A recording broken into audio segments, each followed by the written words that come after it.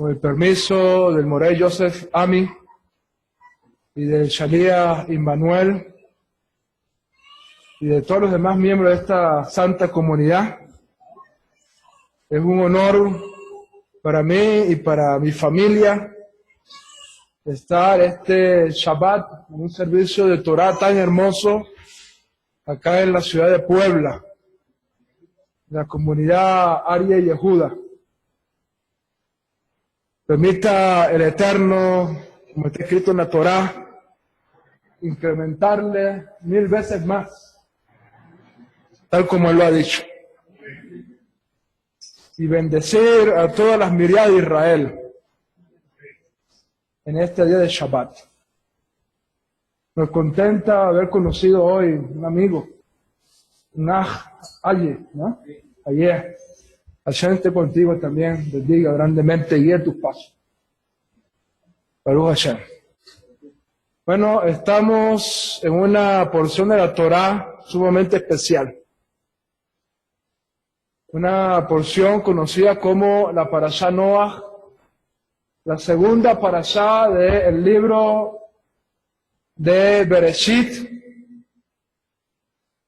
Ya hace pocos días iniciamos el nuevo ciclo de estudio de la Torah y nos sentimos todavía llenos de sinjá, llenos de regocijo, llenos de alegría, sobre todo cuando tenemos la extraordinaria experiencia de poder regocijarnos en la Torah, como lo hemos hecho hoy 2 veces, tanto en la mañana como en la tarde, danzando y alegrándonos con esa sagrada Torah que Hashem nos entregó en el monte Sinai. Y esta Parashá Noach es una porción extraordinaria. En unos 5 o 6 capítulos que contiene esta Parashá, tenemos aproximadamente 900 años de historia. En 5 capítulos, 6 capítulos. Uno los lee rápido, pero estás leyendo 900 años de historia. Desde la aparición de Noach hasta el nacimiento de nuestro padre Abraham. Y muchos acontecimientos ocurrieron en esas edades de la historia de la humanidad. Pero la Torah nos relata 2 acontecimientos importantes que ocurrieron en esos 900 años.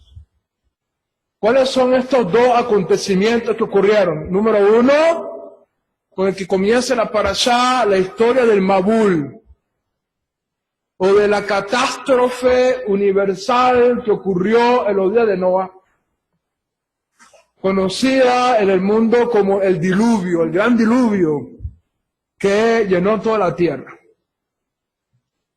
Y el segundo acontecimiento importante que nos narra la Torah en esta Parashá Noach es el acontecimiento de Babel, de la construcción de aquella enorme ciudad con una enorme torre en el centro, que para poder detener esa rebelión contra Hashem, el Eterno tuvo que confundir las lenguas de los seres humanos. Y aquella humanidad que desde el principio de la creación habló hebreo, casi 2000 años después, en el año 1800 y tanto, Hashem confundió las lenguas. Y hoy en día tenemos tantos idiomas y cada día van surgiendo nuevos idiomas. Por ejemplo, nuestro idioma español proviene de un idioma antiguo que es el latín. Y no solamente el español viene del latín, sino otras lenguas vienen del latín. Y así cada vez más van surgiendo nuevas lenguas. De hecho, en nuestra América, en la que habitamos millones de hispanos, desde aquí, bueno, desde México, desde Estados Unidos, Porque en Estados Unidos hay más hispanohablantes que en cualquier otro país latinoamericano. Usted no lo sabía. La comunidad hispana en los Estados Unidos es enorme. Enorme. Y desde Estados Unidos hasta la Patagonia se habla el español y muchas veces ni siquiera nos entendemos. Hay expresiones que dicen los mexicanos que por un venezolano quedamos locos, sin entender nada. Incluso hasta en las mismas regiones hay expresiones que en la propia Venezuela un venezolano dice y otro venezolano no lo entiende. En el mismo país. Y bueno, todo esto es producto de esa confusión que el Eterno envió a la humanidad en los días de Nimrod, descendiente de Shem, y de eso nos habla entonces la Sagrada Torá en esta parashá. Y de todos estos acontecimientos que nos habla la parashá y de todos estos 900 años de historia que se encuentran registrados aquí en la Torá, ¿qué pudiéramos destacar en esta hora que pueda ser de bendición, vida y fortaleza para todos nosotros? La parashá Noah comienza con una frase importante. Mira la frase con la que comienza esta porción de la Torá. Dice así: Ele toldó Noah. Estas son las generaciones de Noah. Noah ish sadik. Noah, un hombre justo. Tamim, íntegro, recto. Hayá bedorotav et ha Elohim. Un hombre correcto en su generación, delante del Eterno. Y termina la frase de la Torá diciendo que Noah se condujo delante de Hashem. La Torá nos da un testimonio extraordinario acerca de la vida de Noah. Nos presenta a Noah como un sadik, como un hombre justo. Nos presenta a Noah como un hombre íntegro, como un hombre recto. Como un hombre que esforzó su vida a conducirse rectamente delante de Hashem. Sin embargo, este hombre Noah, del cual la Torá nos da un testimonio extraordinario acerca de su vida, no logró evitar el terrible catástrofe que ocurrió en su generación. No lo logró. Y a pesar de que la Torá da un testimonio importante acerca de la vida de Noah, encontramos en los comentarios de nuestro Jajamín algunas interpretaciones que nos hacen ver que Noah no hizo todo lo correcto que debía haber hecho. De hecho, el gran exégeta conocido como Rashi, Rabbi Shlomo ben Yitzhaki, uno de los grandes maestros de Israel, que enseña a nuestros sabios, Rashi enseñó a estudiar la Torá a Israel. Nos interpreta este versículo acerca de la vida de Noah desde dos puntos de vista. Uno, desde un punto de vista grandioso. ¿Por qué? Porque dice Rashi que cuando la Torá dice que Noah fue un hombre justo en su generación, eso es para alabanza de Noah, porque ser un hombre correcto en una generación como la que le tocó vivir a Noah no era fácil. Y por lo tanto, cuando la Torá dice Noah fue un hombre justo en su generación, es una excelente alabanza que la Torá está dando acerca de la vida de este hombre conocido como Noah. Porque en una generación tan malvada, como dice la Torá, como se leyó en los últimos versos de la Parashá Bereshit, que la tierra se había llenado de violencia, de maldad, en esa generación corrupta y terrible de los días de Noah, Noah logró fue un hombre sadik. Y eso es para alabanza de este hombre. Sin embargo, Rashi también nos da otra postura acerca de Noah. E interpreta también la frase, Noah, un hombre sadik en su generación, como una expresión que no quiere decir mucha alabanza para Noah, porque dice Rashi que si Noah hubiese vivido en los días de Abraham, Noah no hubiese sido considerado un sadik. Fue un sadik en medio de Rashaim. Pero en medio de Sadikim, a lo mejor Noah no hubiese sido considerado un sadik.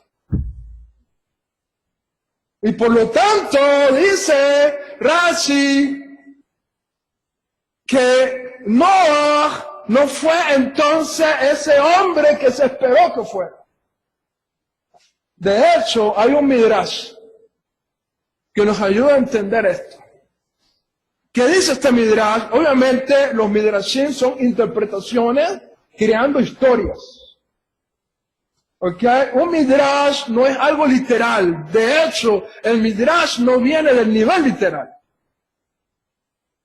El midrash viene del nivel drash, que es el nivel de conexión, de búsqueda, de interpretación. Y se creó un midrash a través de una conexión de texto. Se creó una historia acerca de Noah que nos hace reflexionar de que Noah no dio el 100% que él debió haber dado en esa generación. ¿Qué dice este midrash? ¿Qué dice este midrash? El midrash dice que después del diluvio, después de que la Tebá se detuvo en tierra y Noah y su familia pudieron salir del diluvio, del arca, dice el midrash que cuando Noah vio la imagen delante de sus ojos, imagínate esa imagen terrible, un mundo destruido por las aguas. Yo no sé cuántos de ustedes, por ejemplo, han visto imágenes de ciudades después de un tsunami. Es impactante. El destrozo que hay. Y dice este midrash que cuando Noah vio el mundo como se encontraba después del diluvio, impactó tanto su alma que empezó a llorar Noah y le dijo a Hashem, Hashem, hubieses tenido misericordia del mundo. Y empezó a llorar Noah diciendo, Hashem, ¿por qué no tuviste misericordia del mundo? ¿Y sabes qué contesta el midrash?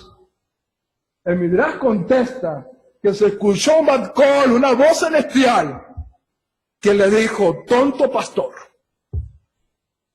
antes te dije que iba a traer un diluvio sobre el mundo.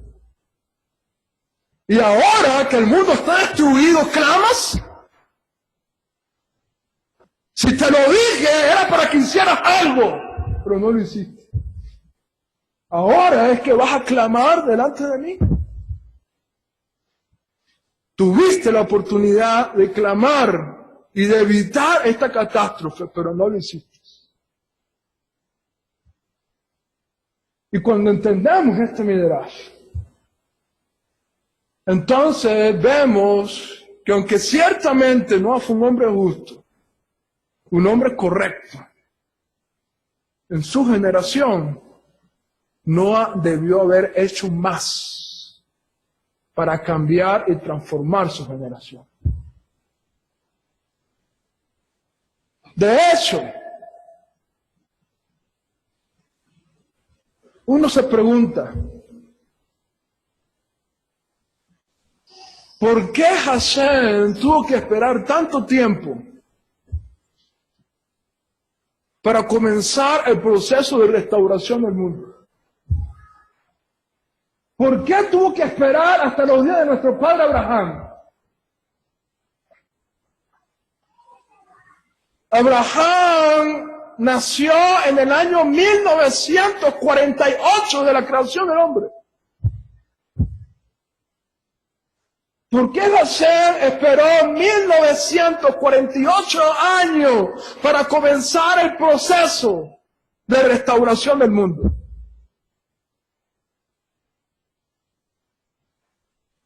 ¿Por qué no comenzó ese proceso con Noah? O con Sem, que fueron hombres justos delante de Hashem.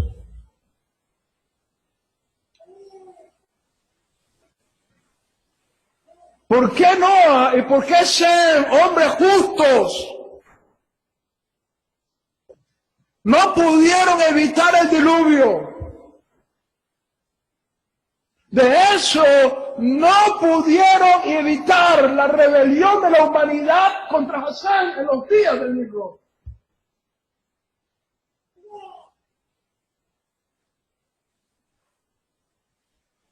Porque tanto Noah como Sem aún estaban vivos cuando ocurrió la rebelión en Babel.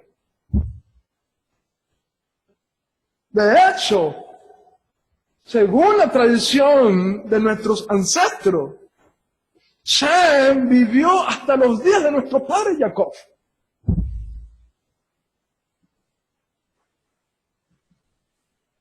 Y uno se pregunta, ¿por qué Noah y Sem no hicieron más para cambiar el mundo? Ciertamente fueron hombres rectos. Ciertamente fueron hombres justos. Pero se encerraron en sí mismos y se olvidaron de los demás.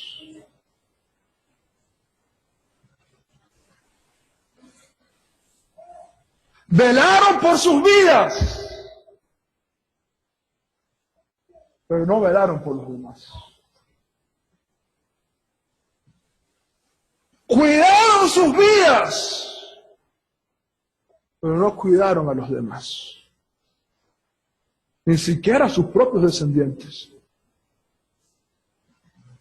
¿Por qué? Porque hasta Nimrod era descendiente de Shem.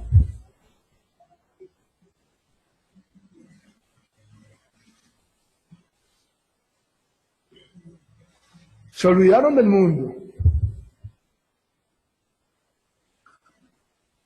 por ellos mismos. Y no fue hasta que se levantó un hombre como Abraham que no pensó en sí mismo, sino que pensó en toda la humanidad. Y cuando Hashem vio un hombre como Abraham con un corazón que lo llevaba a pensar no solamente en sí mismo, en sus intereses,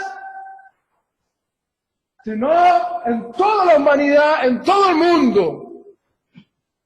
Entonces Hashem llamó a Abraham y dijo, ahora sí es el momento de rectificar el mundo, porque por fin hay un hombre que piensa en mí. Piensa en eso. Casi 2000 años de historia. Y desde Adán hasta Tera, nadie pensó en los demás, sino solamente en él.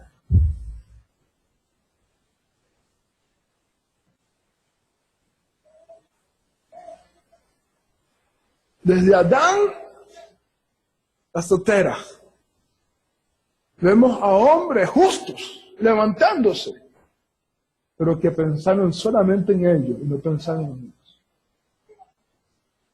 Por ejemplo, Enoch Hanoch. Dice, caminó con Dios, él caminó con Dios, pero no causó que otros caminaran con Dios.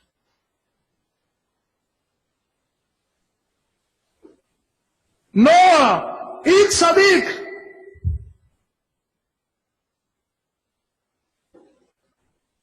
pero teniendo la revelación de que el mundo se ha destruido, no hizo algo antes de tiempo, antes de que ocurrieran las cosas. Sem, un hombre extraordinario, el primer rey de Jerusalén, conocido en la tradición de nuestros sabios como Melech-Sedek, el rey de justicia, el rey de Salem. Se encerró allá en Jerusalén y estudió Torah, estudió los caminos de Hashem, pero nada hizo para cambiar el mundo. Eber, descendiente de Sem, de donde algunos dicen que viene el término hebreo de Eber. Un hombre justo, correcto, descendiente de Sem, que junto a su padre, a su abuelo Sem, se dedicó al estudio de la Torá, pero no hizo nada por transformar el mundo. 2000 años de historia. Y nadie pensó en los demás, sino solamente en él. Hasta que llegó Abraham Avinu, Padre bendito, Padre querido, luz de Israel.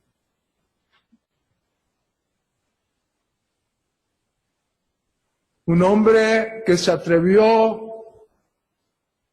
a desafiar el mundo corrupto de su generación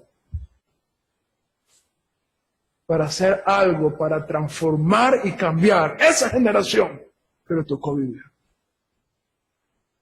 A tal punto que vemos a nuestro padre Abraham, como se va a estudiar en las próximas porciones, con 400 hombres armados, dispuesto a hacer la guerra contra 5 reyes de aquellos días que habían capturado a Lot. Cualquiera hubiese dicho, ese es problema de Lot. Fue él el que quiso conducirse hacia las tierras de Sodoma y Gomorra. Fue él el que quiso habitar allá. Pero a pesar de eso, a pesar de que Lot decidió ir allá, Abraham decidió ir a rescatar.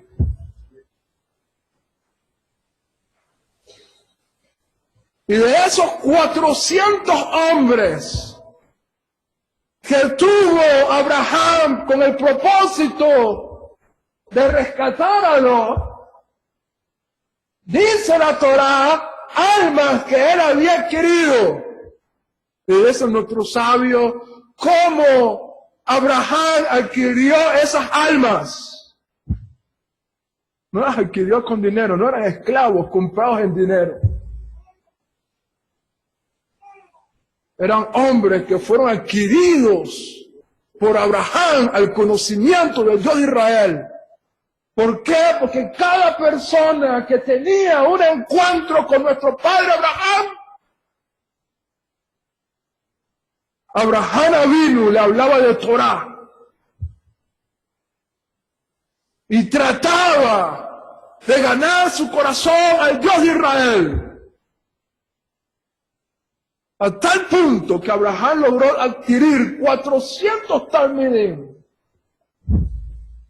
que estuvieron incluso a dar su vida por su maestro de Torah. En una guerra como la que Abraham se enfrentó. ¿Está conmigo? Ahora, ¿qué tiene de esto de relevancia para nosotros? Dijo nuestro Rebbe Hakadosh: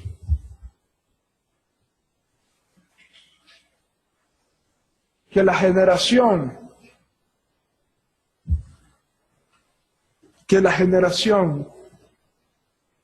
que vería la manifestación del reino mesiánico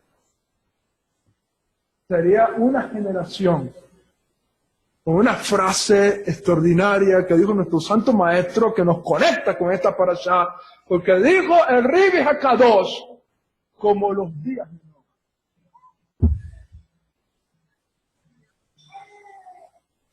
Y si miramos nuestra generación, si miramos los acontecimientos que están ocurriendo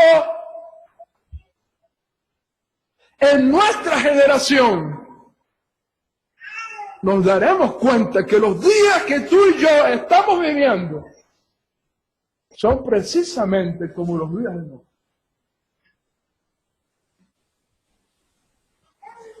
En nuestra sociedad moderna, y permítanme felicitar a los mexicanos,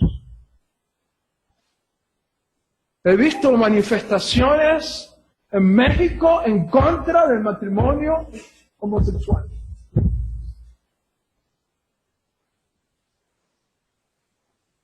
Han salido cientos y miles de mexicanos a marchar en contra, mientras que en muchos países, como por ejemplo el mío, la gente sale a marchar a favor del matrimonio igualitario, del homosexualismo, del lesbianismo, cosas que las naciones del mundo están aprobando.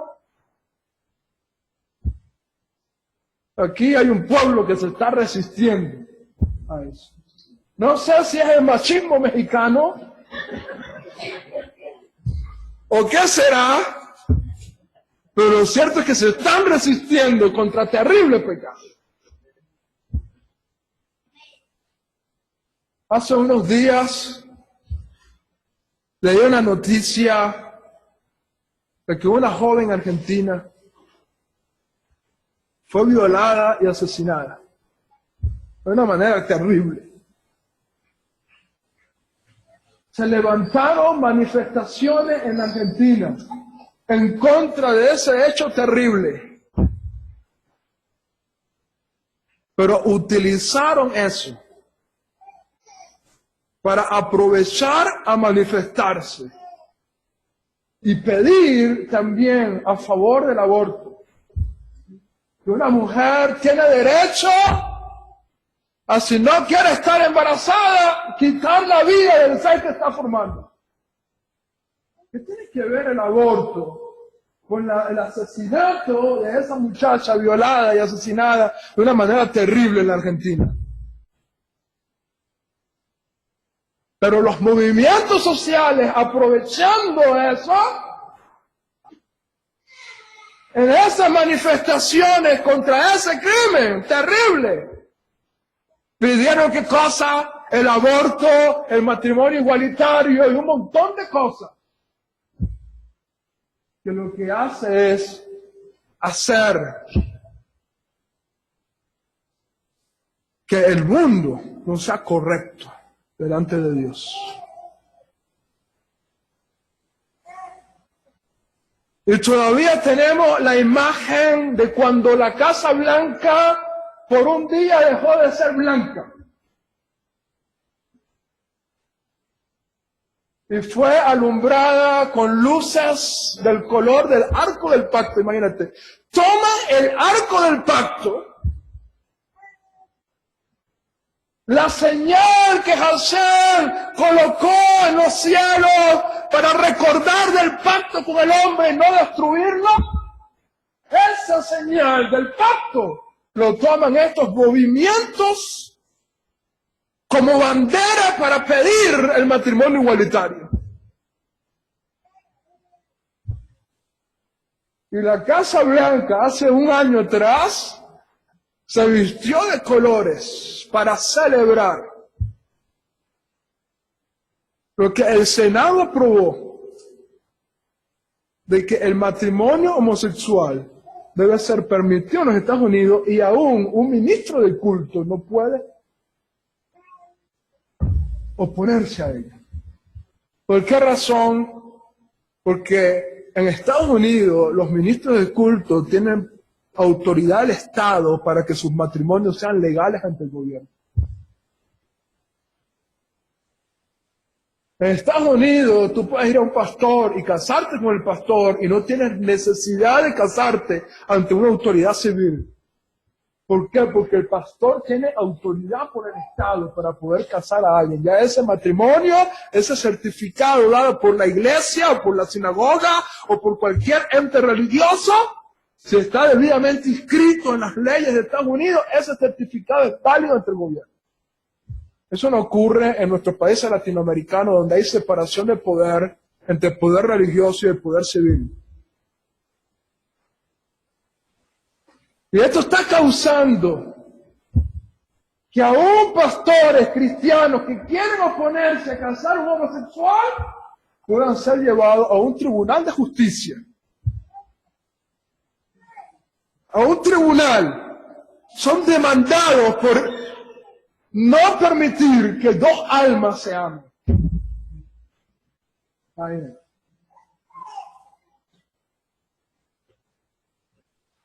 ¿Qué ocurrió en los días de Noa?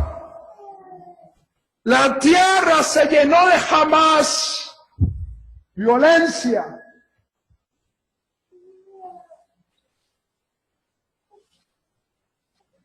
Y solamente con encender la televisión, uno puede ver los crímenes terribles que están ocurriendo en nuestra sociedad. En mi país, Venezuela, están ocurriendo crímenes terribles. Algunos los he vivido de cerca.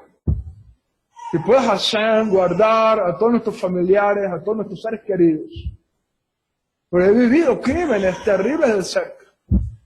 Una amiga de la familia, una mujer que tenía un salón de belleza en Venezuela, fue encontrada en su apartamento, cortada en pedacitos.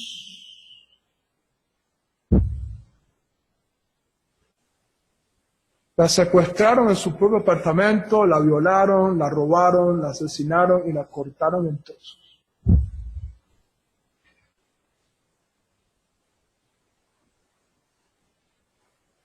Por un celular, por unos zapatos, son capaces de pegarle un tiro a alguien. ¿Y qué decir de las noticias de México? Que muchas veces uno se impacta.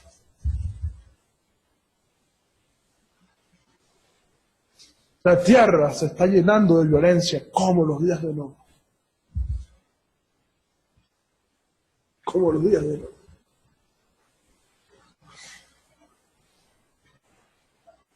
Es más, una de las cosas que aparece en las Escrituras acerca de los días de Noa pudieran también ser una de las señales de las cosas que están ocurriendo en nuestros días. Por ejemplo, el texto sagrado nos narra que en la generación de Noa, así terminó la Parashá Bereshit, diciéndonos que en la generación de Noa, los hijos de Dios vieron que las hijas de los hombres eran hermosas y las tomaron para sí. Y de ese texto se han sacado muchísimas interpretaciones. Por ejemplo, unas interpretaciones dicen que eran ángeles que vieron a las mujeres humanas y comenzaron a tener relaciones sexuales con ellas.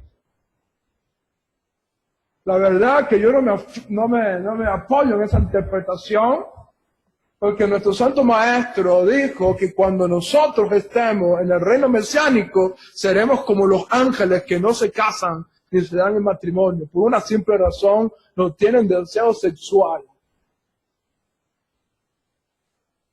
Y por lo tanto, yo no puedo imaginar un ángel teniendo relación sexual con un ser humano. Pero de todos modos, hay esa interpretación. Existe esa interpretación.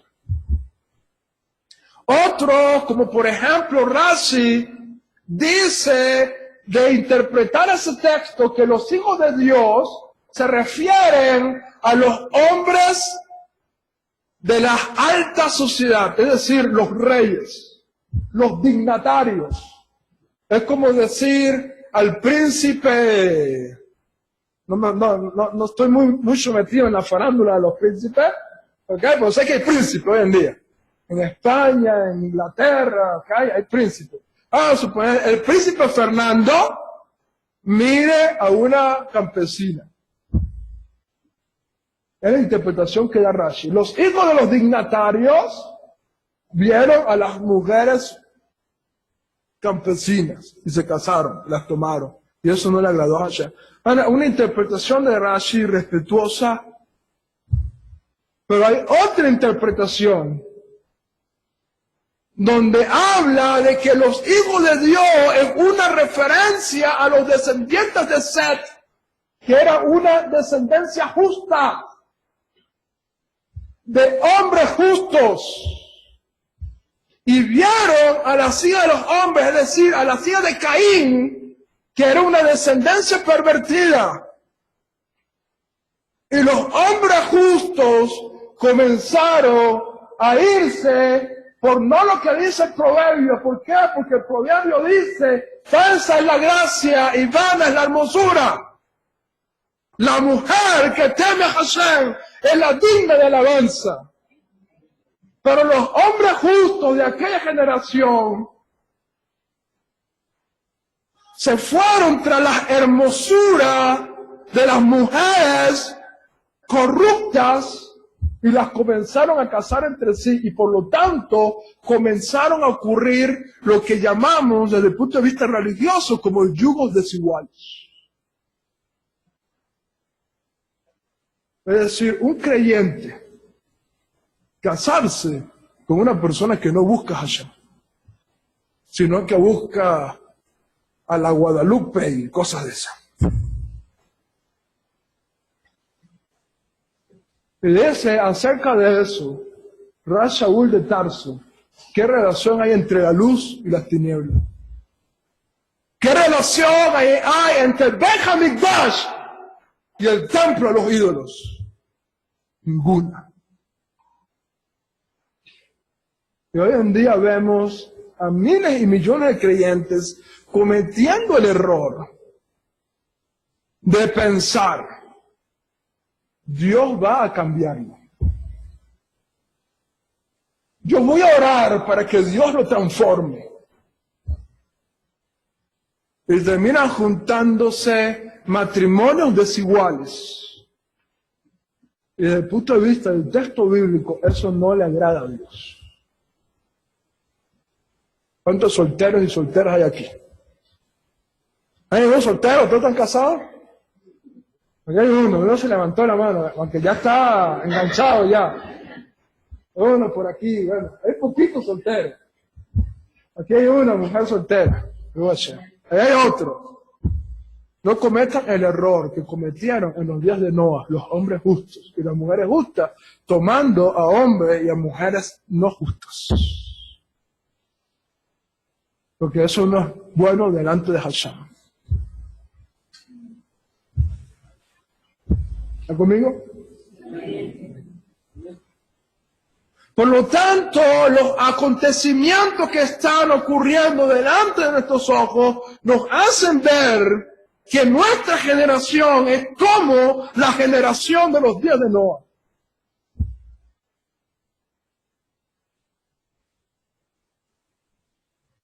Ahora la pregunta es, ¿qué vas a hacer tú en esta generación?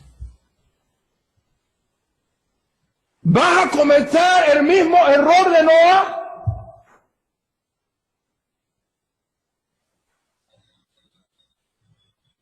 De encerrarte en ti mismo, de buscar tu propia salvación y olvidarte del mundo? ¿Vas a clamar y gemir delante de Hashem cuando ya no hay remedio? ¿O vas a hacer algo hoy para cambiar el mundo? Vas a esforzarte hoy, vas a hacer tu parte hoy para que el mundo no siga siendo como está ocurriendo.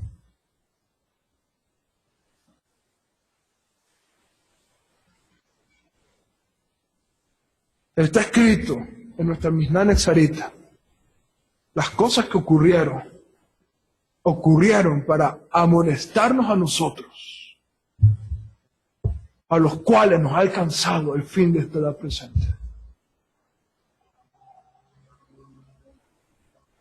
El ejemplo de Noah lo tenemos allí.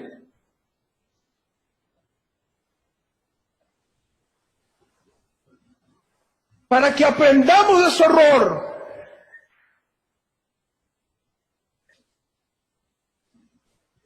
Para que no cometamos el mismo error que cometió él. Y nos esforzamos en esta generación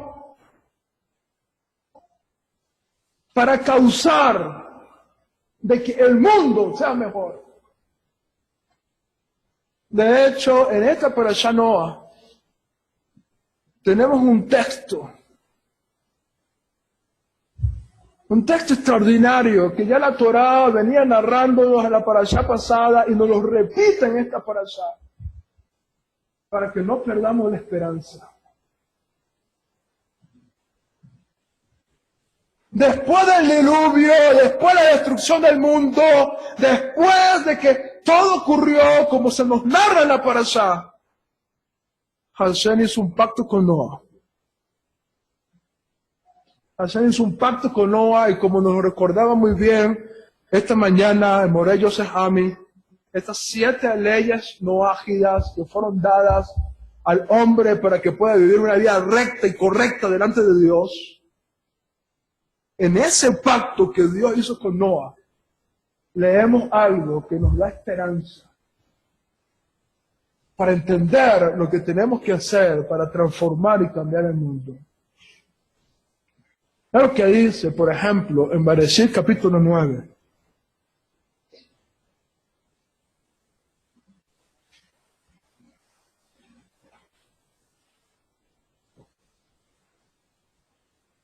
Versículo 5 en adelante.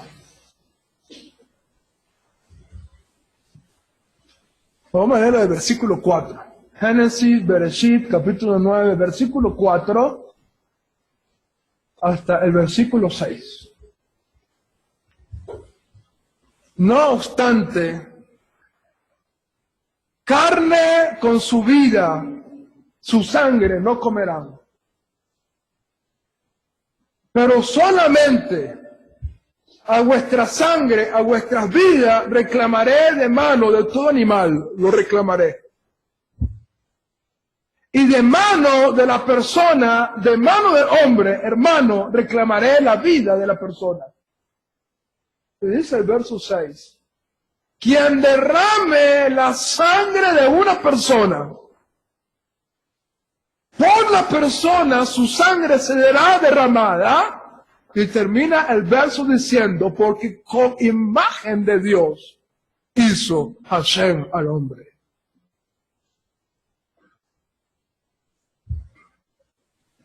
¿Cuál es la esperanza que nos da la Torá? A pesar de la corrupción que se vivió en los días de Noah, hay una esperanza. El hombre fue hecho a imagen de Dios.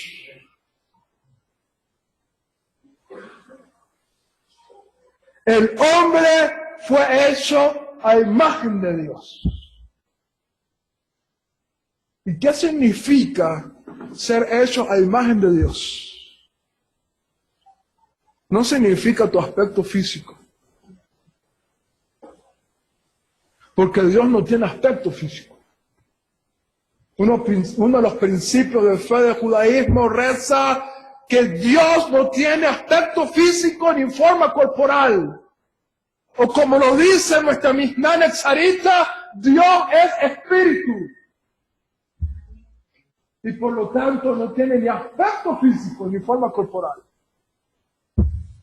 Por lo tanto, si tú pensabas que tu bello rostro es el rostro de Dios, estás equivocado. Es más, lo que nos hace ser seres limitados es nuestro aspecto físico.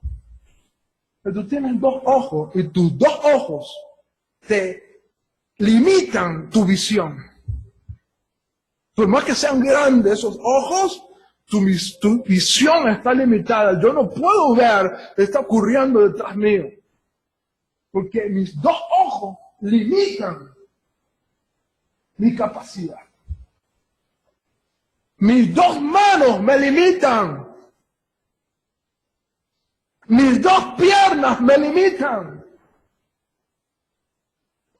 Por lo tanto, no podemos imaginar a Dios un ser limitado por dos brazos. Aunque sean los más grandes del mundo, son dos brazos. Vienen 3 meteoritos, podrá parar 2. El tercero no tiene otra mano. Por lo tanto, no es el aspecto físico lo que hace la imagen de Dios del hombre, porque Dios no tiene aspecto físico ni tiene forma corporal. Y aunque la Torá muchas veces nos habla del Creador como si tuviese aspecto físico, es simplemente un lenguaje humano para que podamos comprender en algo a Dios. No porque Dios sea así, sino porque tu mente finita no puede entender a Dios de otra manera, porque el limitado somos nosotros. Y entender un mundo ilimitado es imposible para el ser humano. Y Dios tiene que hablarnos en un lenguaje, como muchas veces nos toca a los padres, explicarle cosas a los niños, que son mucho más complejas. Tú sabes la complejidad del asunto, pero explicarle la complejidad de ese asunto a un niño no te va a entender. Y tú usas ¿qué cosa? Un lenguaje simple, para que el niño pueda entender lo que quieres explicar. Por lo tanto, si la imagen de Dios no es nuestro aspecto físico ni nuestro aspecto corporal, ¿dónde se encuentra la imagen de Dios en tu vida? La respuesta es que la imagen de Dios en tu vida está dentro de ti, en lo invisible de ti.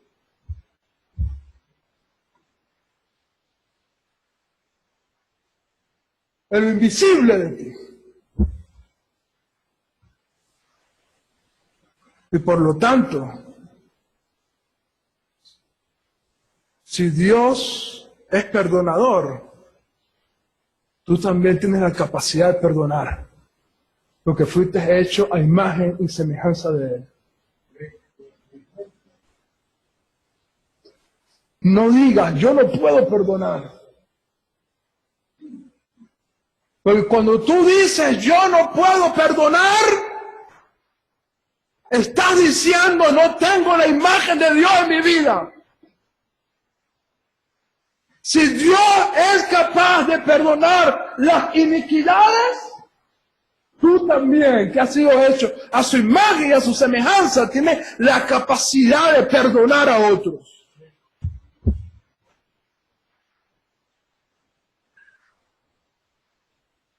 Si Dios es benévolo, tú también puedes ser benévolo y bondadoso. Tienes la capacidad. Si algo te impide ser bondadoso, es una señal de que la imagen de Dios en tu vida necesita ser restaurada y tienes que trabajar en esa área en tu vida. Porque la imagen de Dios en mi vida me hace ser como es Dios. Si la Torá dice que Dios es tardo para la ira y yo exploto como un fosforito, no sé si ustedes dicen acá fosforito, porque se usa en diciembre, los coheticos que se usan, que se lanzan y explotan rapidito.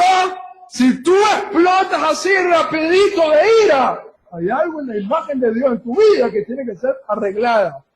¿Por qué? Porque si Dios es tardo para la ira, tú también puedes tener la capacidad para no airarte fácilmente. Y aún cuando Dios se aira, porque dice la Escritura que Dios de alguna vez se aira, dice un instante dura su ira. Pero yo no sé si ustedes dicen, como decimos en Venezuela, hay gente que tiene una yuca en el corazón. Porque esa ira no le dura un instante, le dura toda la vida.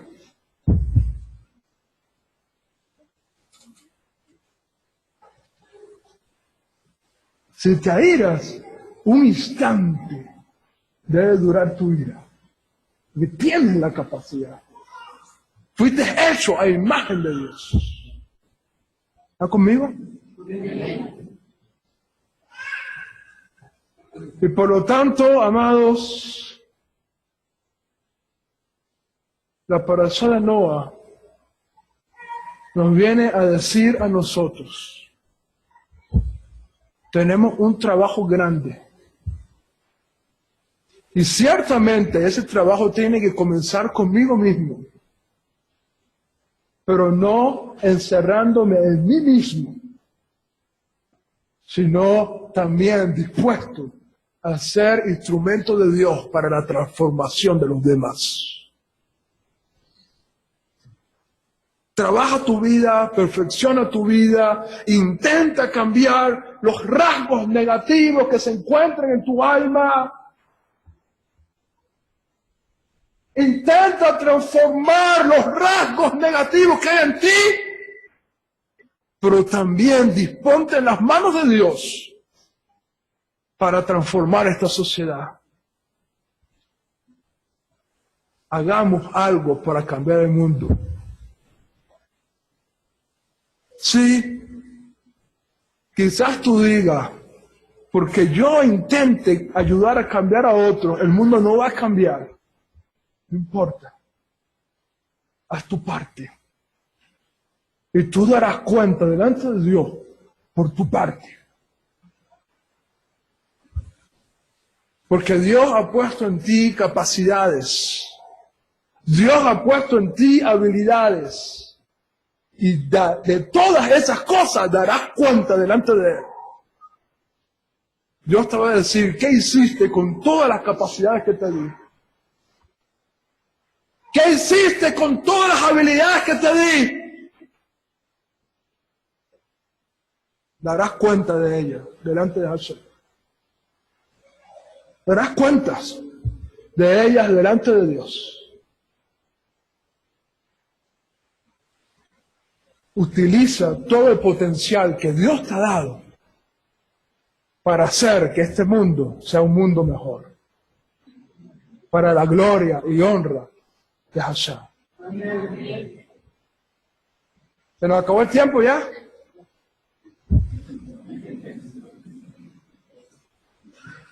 Hashem les bendiga, les guarde, y que esta parashá Noa nos dé la fuerza espiritual para seguir haciendo cosas Leshem Shammai, en aras del cielo. Shabbat Shalom.